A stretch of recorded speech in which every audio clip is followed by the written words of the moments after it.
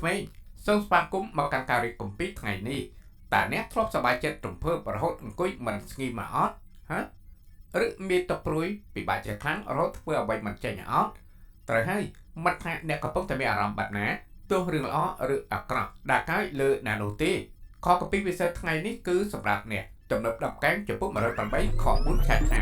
បិទសេចក្តីសប្បុរសរបស់ទ្រង់ធំខ្ពស់ជាផ្ទៃមេឃហើយសេចក្តីពិតរបស់ទ្រង់ក៏ខ្ពស់ដល់ពពកដែរ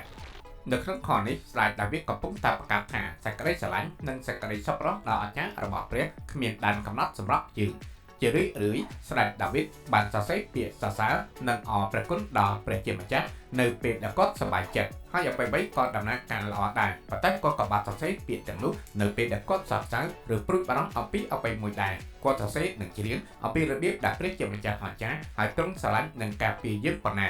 ដាវីតនឹងរំលឹកដល់ព្រះគ្រប់ពេលវេលាដែលទ្រង់បានការពារទ្រង់និងពួកអ៊ីស្រាអែលកាលពីអតីតកាលគាត់ក៏នឹងស្រែកអង្វរព្រះជាម្ចាស់អំពីចំនួនដែលពួកគេនៅតែត្រូវការការពារពីទ្រង់ទោះជាដាវីតជួបការលំបាកការឈឺចាប់ឬការបាក់ទឹកចិត្តយ៉ាងណាក៏ដោយគាត់បានដឹងថាសេចក្តីស្រឡាញ់របស់ព្រះនិងការពារទ្រង់ហើយថាទ្រង់អាចត្រូវបានគេចាត់ទុកជានិច្ចដោយស្ដេចដាវីតដែរយើងអាចពឹងផ្អែកទៅលើសេចក្តីស្រឡាញ់និងភាពស្មោះត្រង់របស់ព្រះដែលសារតែវាមិនចេះចោលអ្នកតែងតែទូលទៅកាន់ព្រះហើយទ្រង់នឹងស្ដាប់អ្នករាល់ពេលកាន់តែស្គាល់ព្រះអ្នកនឹងឃើញកាន់តែច្រើនថាសេចក្តីស្រឡាញ់របស់ទ្រង់មានចំពោះអ្នកខ្លាំងប៉ុណ្ណា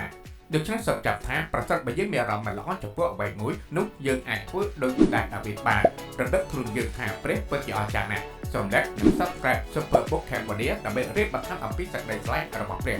លាហើយមើលជួបគ្នាពេលក្រោយទៀត